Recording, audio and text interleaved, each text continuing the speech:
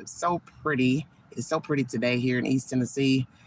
And I wanted to be outside, do this live stream. As most of you know, Bryan Kohberger stood silent in court. The judge rendered a plea for court. He goes to court October 2nd, 2023. It's a lot to try to comprehend with this the silent plea. Just a lot to try to dissect. I want to try to break it down briefly. The house has been boarded up King Road. As most of you know, the owner gave the house to the university, and the university has boarded the house up. It has a guard in a little tent guarding the property for about 24 hours, basically.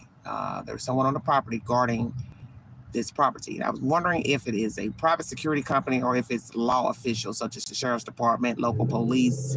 I do not know, and they did not state, but I was curious who was actually guarding the property. It is said by Mr. N that perhaps the jury will be able to go to the house. Now, I'm going to ask some of you, how do you feel about, one, the house still standing? Do you think the house should be demolished? What do you think should be in the place of the property? A memorial garden, another home or set of apartments built in its place? Or it should stand until trial starts, the jury's able to go to the house, see the layout of the house, see the property itself, assess how the suspect got in, got out, view vantage points of where a person could stand and watch from all angles, back of the property, side of the property, in front of the house. In front of the house, the back of an apartment building faces that house. And in the beginning, when I, didn't know who was the suspect, I was like, anybody could watch the house from different angles, different places. Hello, Sammy. So before Kohberger was even named as a suspect, I said, this house has so many ways of viewing it. A house close to it to the left, apartment building to the side, and it goes to the back with a drive. House or two houses in the back with the fence, and then apartment building. The back of an apartment building faces the King Road house. So anybody could have been looking and lurking and getting a view of the young ladies coming and going. But naturally, the evidence points to Mr. Kohberger. And we got a glimpse of some of the information, but not everything. Exculpatory evidence. Exculpatory means favoring the defendant. Evidence that favors the defendant. Help exonerate the defendant. What evidence has been revealed in this case by testimony, by a witness, eyewitness, persons, and or data, CCTV footage? What evidence in this case could help Mr. Kohberger be exonerated? I do not know. Obviously, the defense believes that there's something there. So what is it? Excuse me for 1 second. I've got to go turn some of these notifications down. Hold on 1 second, everybody.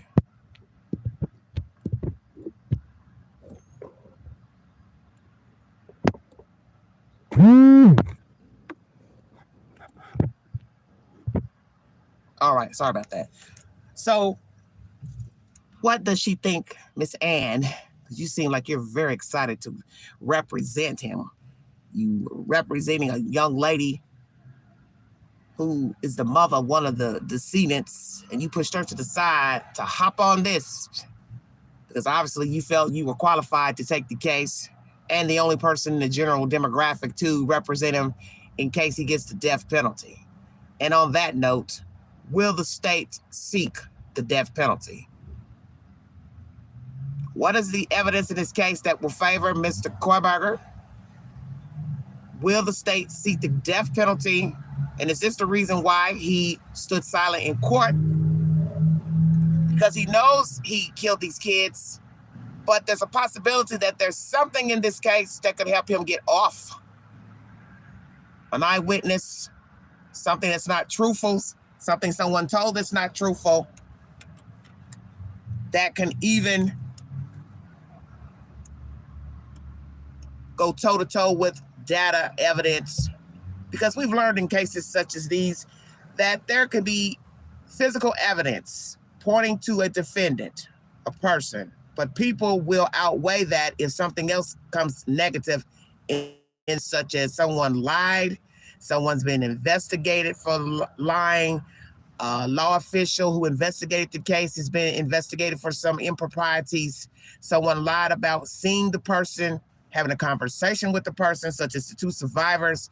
If their testimony can be refuted, that will be enough in the defense's eye to outweigh, as I said, their opinion, actual evidence, such as data, being seen at the house, watching the girls, messaging them. So what? He's human. Just because he messaged them doesn't mean he killed them. Do you see what I'm saying? And that's the job of the defense, is to show you reasonable doubt, even with evidence pointing to the defendant as the culprit. And in the end, it's 12 members of a jury that have to decide that Mr. Kohberger is guilty of murdering these kids. Now, naturally, few of the parents have spoken out. Maddie's father has spoken out recently about her personality and her disposition.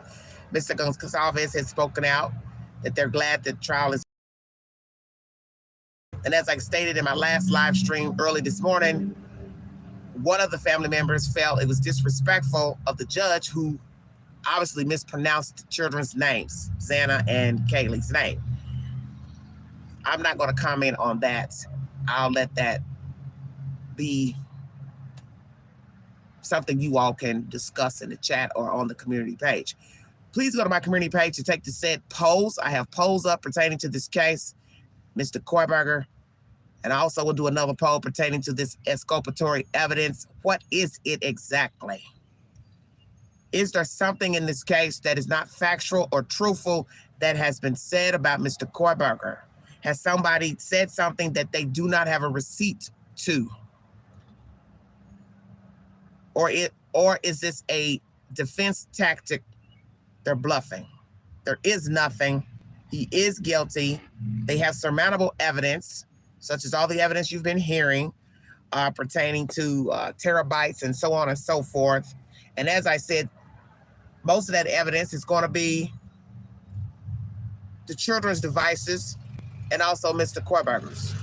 I do not know how much of it is his, but naturally you're dealing with 4 people and a suspect and all the people that they've talked to and anything they think will be of relevance of people outside of the decedents and the suspects. So you all probably didn't think about that either. Conversations, text messages, suspicious conversations, people reaching out to the girls via apps, the apps themselves, the seizing of records of the apps. It's a lot of information. CCTV footage, eyewitness testimonies, audio, video from around town, neighbors' houses, anything that was in the house. Did the girls have any type of surveillance in the house? The one thing we do know they didn't have,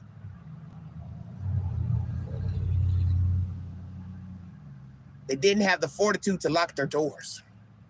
You have to lock your doors. You cannot assume you live in a safe neighborhood. People steal, people rob. You can't assume because you're going to school with kids, they don't steal. They don't rob. Yes, they do. And they don't have to be on drugs to steal. And I think most of you know this. People are people. Will the state seek the death penalty? The crime is horrendous. 4 children butchered to death, fought to the death, some of them. He deserves the death penalty. So is that another reason why he stood silent in court. I know they have evidence against me. I know they said there's somebody out there that said they saw me and they live in that house. But I'm going to wait till trial, and then I'll decide if I want to plea or then say not guilty. So when October arrives, will Mr. Kohberger enter a not guilty plea or ask for a plea? And if he asks for a plea, will the state honor the plea? One of the ladies that speaks to News Nation, the ex-FBI agent, thinks that the state will not offer a plea due to the severity of the case, having 4 victims, and the way and the manner of death, which was horrendous. He deserves the death penalty all day long. And I doubt that the state would offer a plea in this case. I do believe they will seek the death penalty. And that is one of the questions I do believe I put on my community post. And if I didn't, I will go over and put that on the community board. But that's the said information pertaining to Kohberger. He stood silent in court. The judge entered a not guilty plea on his behalf. He will be going to court on October 2nd, 2023. The house is currently boarded up with a 24-hour guard. Obviously, it will stand for trial. We will see if it still stands by the time October arrives. Does the defense want the house up? Does the state want the house up? I have not heard either one give a commentary pertaining to the house staying up. How do you all feel about the house remaining up? And even if it's up during trial and the jury gets a chance to see the house, what do you think should be done with the house after trial if it remains? Memorial garden, a patch of grass, or more houses, or another house and or apartment building. Smaller unit. I don't like the way the house looks. It's creepy looking and it's not appealing. And to me, it wasn't appealing had the children never been murdered. It's just not an appealing house in my opinion. I don't like the way it's made. I just don't care for the way it looks. And now knowing that some people were butchered inside of that house, it just makes it more unappealing to my eyesight. That's basically my commentary. There's something else I think I wanted to mention. I was trying to remember everything by memory pertaining to what I just read as far as the evidence, the house, and the state seeking the death penalty. I think there was something I wanted to mention about the evidence, but it's on the tip of my tongue. I am curious about the evidence. All that's been seized, what will be helpful and what will not be helpful. Is everything factual as far as testimony from different people, the surviving roommates, the young lady who said he broke into her apartment? We do not hear of a police report. And did she only come up with that idea after he got arrested?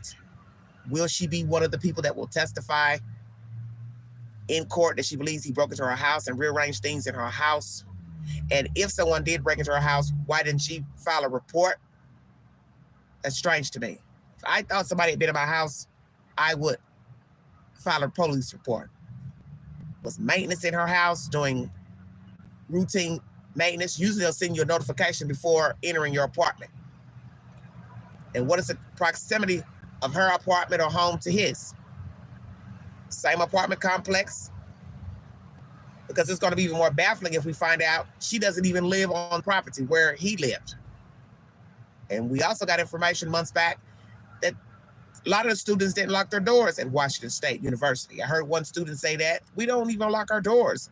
So I was thinking, are you speaking for yourself or you're listening to other people say they don't lock their doors? Frankly, you should always lock your door. What is the purpose of having a structure and you leave out and you're staying gone for hours and you don't lock your door? You, as I just said, you're assuming that what? Students don't steal. Students don't sexually assault, beat up people, hurt people, cut people. Well, obviously they do because Kohberger is a suspect in a quadruple homicide, and he was a student. He was a graduate student at that. Let me say this about Mr. Kohberger.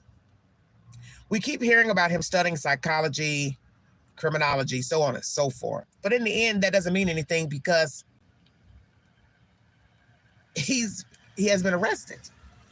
So if he was smart and he wanted to not get caught, he would have done a better job at exacting the crime. He was sloppy. You don't message people on a phone that you use every day and then you plan to kill them. You use a burner phone if indeed that was your ulterior motive. I'm going to go kill these kids. Then why not use a burner phone to access pictures, send messages, drive around, stalking the house, places of work, school, use a burner phone? He did not. Taking your car to the scene of the crime. Leaving in that same car, seen on CCTV footage. We don't know how much footage shows him going to that house and how many times. Going back to the scene hours later.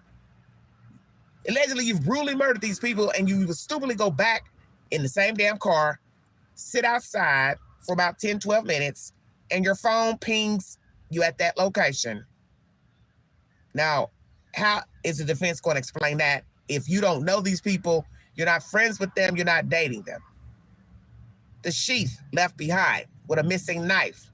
Naturally, you can use deduction to get a measurement on a knife that would fit the sheath. What is your DNA doing on the sheath button? You don't know these people. And the people were killed by a knife. Missing or not, that is the assessment from the coroner's office, medical examiner.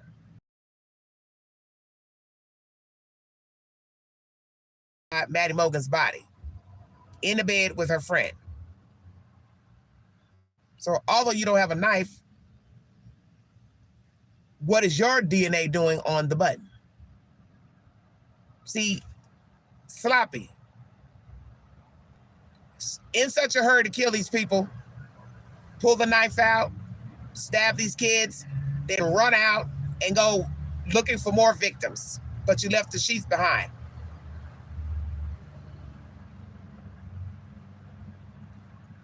He did not plan this crime out. So as I said, majoring in criminology, I think he majored in both criminology and psychology, wanting to work for a police station, a local police station, did not get that job. I'm sure that was a blow to his spirit. And as I said before, many serial killers want to be in an authoritative position for their jobs, and most cannot pass the psychology test and possibly the physical test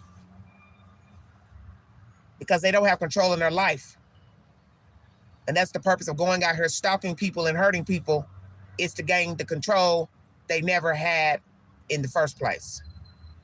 The control they wish they had, wish they could have, but cannot. But I can control a victim, make him or her do what I want them to do nasty things to them. That's their control. Kohberger had no control, it's obvious. Standoffish, but yet he's accused of this heinous crime. I'm trying to figure out how he and this girl talked. What was it about Kohberger that she felt comfortable to tell him her business about what was going on in her apartment? I like the setting. Cafeteria, hallway, a private place. How did the conversation start? Where were they when they had the conversation? Did they have any personal dealings with each other outside of the school? Exchanged telephone numbers, visited one another, sexual relations, lunch, dinner, movies? I want to know. Will we find out that there's more to the story with this lady? I don't know. And it's not to accuse her of anything, She's a grown woman. She's entitled to date. Mr. Kohberger was entitled to date. But due to the fact we've had very negative commentary pertaining to his disposition, and we found out that he didn't date, he didn't go out with anybody, nobody ever saw him with any women company. I'm trying to figure out how he and this girl had a conversation. But we know he likes to talk, as that was related in my earlier video of him talking excessively during his traffic stops. He likes to talk. He likes to be right. Slightly argumentative, or I'll just say he was subtle in getting his point across to the officers. Did he intend to come back from Pennsylvania? What all was confiscated in Pennsylvania? I brought you a live stream earlier pertaining to the sister suspecting him of murdering these kids because of the type of car he drove, the Elantra. Where's that car now? Still in police custody? Will they return it back to his family? Or wait until after trial? They'll get the car back. Hell, will they want the car? I thought it was strange when I heard they searched the car. Who's the person that searched his car? That's creepy as hell. Because now you have to ask yourself, if that allegation is true, who was the family member that searched the car? And where was Bryan when you searched the car? Because he's OCD, walking around looking like a dope fiend, deer in headlights, up all times of day and night. Where was he when you searched the car? Please, I'd like to know. Because I'd like to know, when did he sleep? Because allegedly he was up when the raid happened at his house, at the parents' house. So when did Kohberger sleep? And when did you all search the car? He had to have been asleep. Or you all had to have planned a trip to go out with him. Somebody planned a trip to eat lunch, dinner, and then you all went in the car. But don't you think he would have kept the car keys? And I can't see him leaving his doors unlocked. So that's strange to me, that allegation that one of the family members searched his car. I'd like to know when you searched it and how did you search it? Because if he thinks that the police are onto him, which I believe he did think that, that's why he was wearing gloves in the house, which is even more absurd. He wouldn't have left his keys around for you to get them, and he wouldn't have left his doors unlocked. So once again, how did the family member get in that car, and who's the family member? And I'm curious to all the dynamics between the family members now and the sister coming out to say she suspected him of murdering these kids. That's in my earlier live. Please check the queue for that said video. Evidence, evidence, evidence. Lots of evidence. And as I said, most of it is possibly of the victims, because naturally they talked on their cell phones and they talked to other people. Oh, I know what it is I wanted to tell you before I check out of here. The defense is wanting all the information from the grand jury testimonies. So that's including any evidence mentioned in the grand jury hearing and eyewitness testimonies. You got information that there are some grand jury witnesses who are fearful of their names being released to the public. So was that one of the young lady who is now saying he broke into her apartment? Number one. The two young ladies that were survivors at the house, Bethany and Dylan. Any other eyewitnesses that had contact with Mr. Kohberger saw him doing something that night? Saw him coming and going late in the morning, acting suspicious? Who are the grand jury witnesses that fear for their safety? Dylan, Bethany, this mystery woman that's a co-worker, neighbors, teachers, students, staff, anybody from home in Pennsylvania, anybody from Washington State, anybody that may have dated him, had any type of sexual relations with him. Who are the people fearing for their safety to have their name released? That's what I'd like to know. As I said, we've gotten lots of he said, she said released. People running to News Nation with things about the case pertaining to the cop that's been investigated by Internal Affairs. What's that all about? As Esley said on my channel earlier, is it perhaps something got released during the grand jury testimony and hearings? Somebody took that information and ran to News Nation. Because the past couple months, it's been a lot of source this, source that. And I was wondering, how is it that these people are talking to news agents when there's a gag order? Naturally, they wouldn't speak publicly because of the gag order and fear of being cited by the court for violating the gag order. I do not know how much jail time you would get for speaking publicly, but I'm sure Mr. Gonsalves, his britches are burning, wanting to talk, because he was very vocal at the beginning of this case.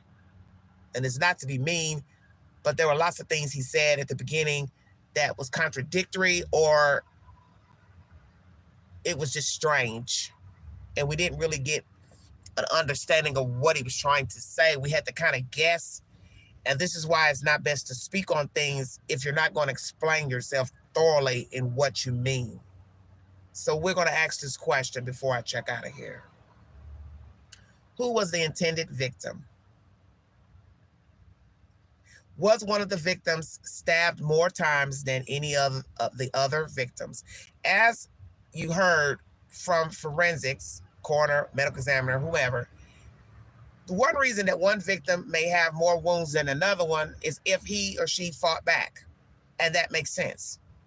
A person is trying to preserve his or her life, so they will be putting up their arms, their legs. So that means they would get more wounds, because the more that they're fighting the perpetrator, the more the perpetrator is stabbing him or her.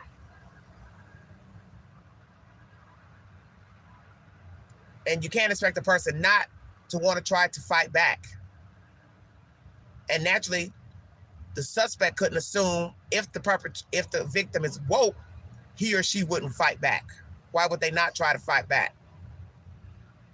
Because I think it would be very hard to lie still, but awake, and not have any movement while someone is stabbing you.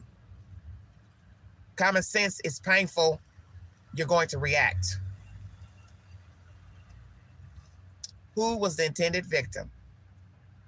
Which girl was the intended victim? Was it one or more? Did the intended victim sustain more vicious wounds than any of the other victims? Or as, like I said, you fighting back, you would sustain serious injuries. Should the house remain up or immediately demolished? Should the jury be able to see the house? Why did the man give the house to the university instead of selling it? Was Kohberger stalking any other females at Idaho University, Moscow, Washington State, because we hear that Xana's sister went there as well? Was he stalking her? Was he stalking this young lady who now believes he broke into her apartment?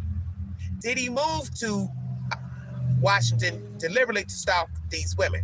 We got information, once again, a source, that allegedly there may be content to show he was stalking the young ladies a year before moving to Washington.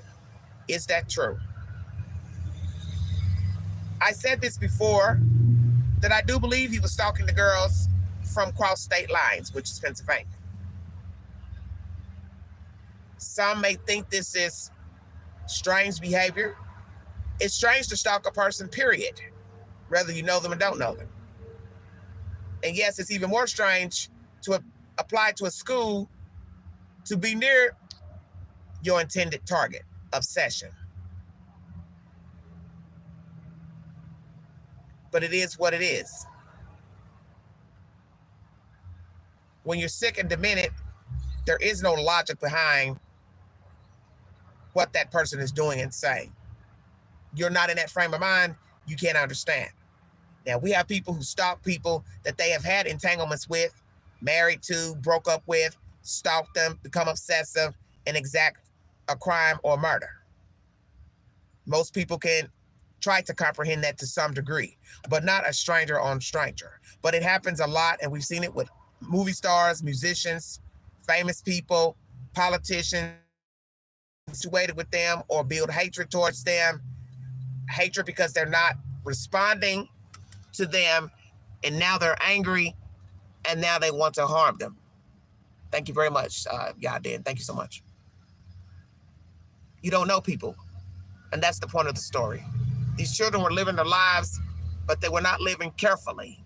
They were lax in their behavior in how they lived at King Road. They had a lot of company and people running in, and it is normal to fraternize with different people when you are in college and a young person, but it doesn't matter. You don't know people, and you cannot assume that the people that you are fraternizing with would not hurt you, because you hear all the time of people being harmed by people that they know of, had involvement, friends of friends, family of family, so on and so forth. You do not know people. And this killer could have easily been a neighbor, a student, somebody that worked at their job, somebody that fraternized their job. It could be any old person, because in the end, Kohberger is any old person. There's nothing special about him. He's nothing to brag about. He's a regular old white guy who has a lot of mental issues and insecurities. And for some sick reason, he chose these kids. He chose to stalk these kids, and he chose to kill these kids. And the more macabre reasoning that really makes no sense is he started stalking these kids as soon as he got to Washington State. And that's bizarre to me. And that's what leads me to believe he found them possibly way before he moved to Washington State. I'm not saying that he didn't discover them when he got there by whatever means. But if we're to believe a source that says there's possible information, he was reaching out to these kids a year before. He wasn't living in Washington.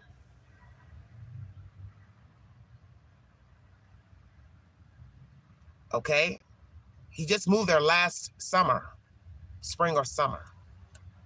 So how would he have information about these kids to be reaching out to them? Naturally, you can get suggestions of people on Facebook and IG, and naturally, they do not have to be in your demographic. But the first people that you get a suggestion from are usually people that live where you live and in surrounding counties.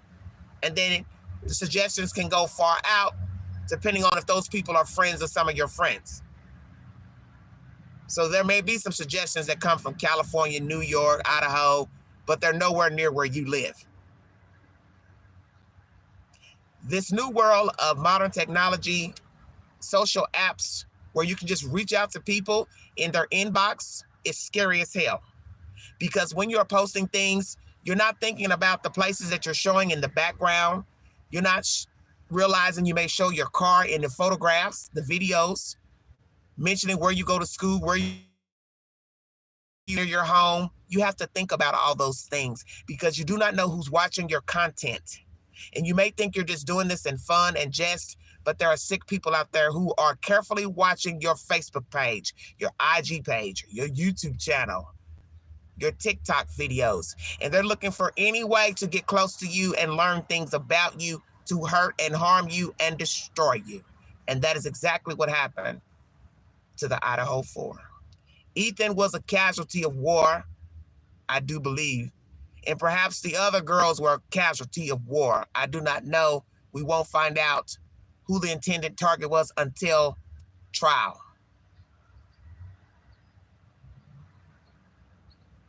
But nonetheless, they are no longer here. Yes, I think they should see the house. I don't want a 3D rendering.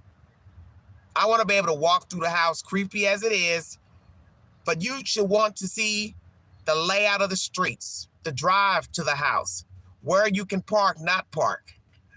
Visualize cars being there. It's dark of night and a person is creeping through. And frankly, that would be the perfect time to take them, is at night. But they won't be able to show them the house at night inside because there's no power on at the house. Let me say that too. That was also mentioned in the commentary that I listened to. There is no power on at the house. Just a porta potty outside for the security to use the restroom, but it is boarded up, no power, and 24-hour security. But yes, I think the house should remain so the jury can at least see the house. And I won't doubt that possibly the grand jury members went to the house. I'd like to know that. Did the grand jury members go to the scene of the crime and walk through the house and the property? And I think that's a good visual for the jury members so they can assess and see things from all vantages. Top of the hill, the back of the hill, behind the house, every side of the house, going in front of the house, going in each door, playing music. Let somebody talk, yell in the house to see if somebody can hear from downstairs. Let some people stand upstairs. Let some people stand on the third floor. Let somebody lie in the room where Bethany lied. Make noise, scream, and ask the person, can they hear? Naturally, we won't know what really happened. Who was downstairs, actually there, not there. We can only go by the testimony they gave to police. Was Bethany actually in the house? Was she actually asleep downstairs? Did Dylan make her way out of that room and went downstairs and slept with her friend? Because if she went out that night, she had to have seen something suspicious, even in the dark. Something isn't right.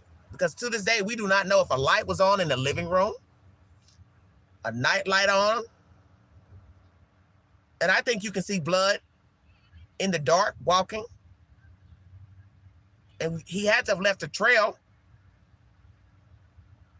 He had to have left a trail from third floor down to the second, past that hallway, and around that corner to the left to Xana's room, and back out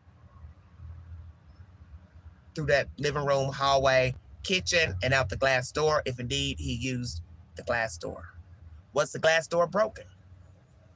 Is that a reason why, if we find out he entered that way, they didn't lock it because something was wrong with the lock?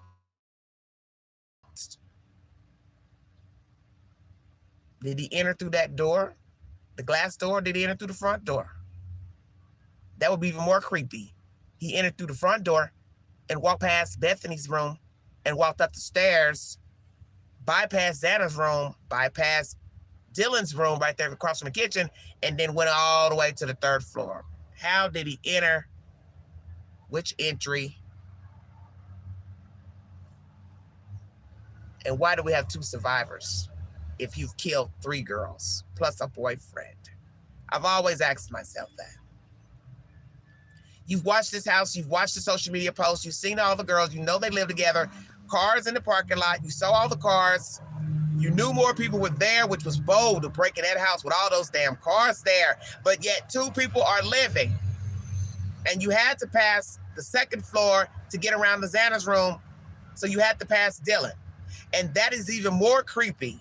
While this man is running in his house, killing people, Dylan is wide awake, opening and closing doors. That makes no sense to me.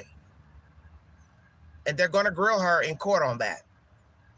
If we're to believe he started at the very top, entered through the second floor glass, through the kitchen, bypassed Dylan's room, went upstairs, killed the 2 girls, went back down past Dylan's room again, exited through that hallway, made a left into the living room, walked down that small corridor to Xana's room, killed them. They're screaming, whimpering, come back out, pass you again, and you see him, and then he walks out the glass door. That's your story. Very strange.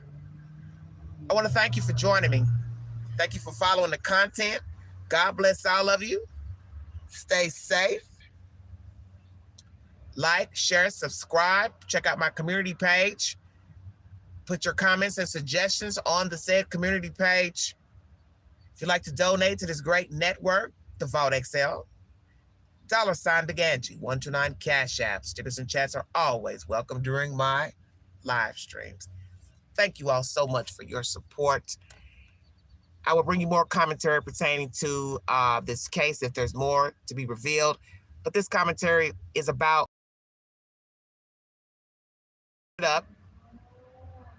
still standing. Exculpatory evidence that could favor Mr. Kohberger. Will there be evidence that will favor him and exonerate him? The defense wanting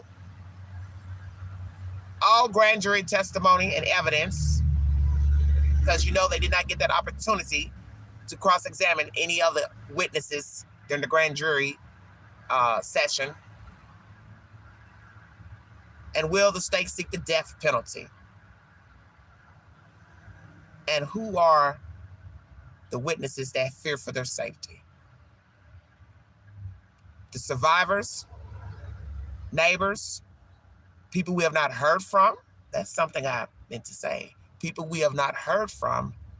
And the young lady who claims a co-worker of Mr. Kohberger's claims he broke into her house. And as I said before, is she only bringing forth this claim because he has been accused of murdering the Idaho 4? But would she have made this same claim had he not been arrested? The sister and family, are they united? Are the sisters believing their brother killed these kids? And which sister family member searched his car, and where was Kohberger when they allegedly searched the car? Will he plead guilty in the fall for murdering Kaylee, Xana, Maddie, and Ethan? And how will the jury weigh if he decides to plead not guilty?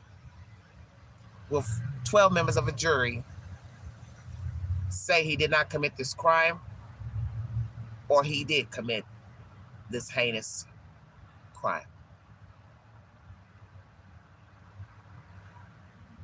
Thank you for your time. You have been listening to The Vault. XL. Thank you all.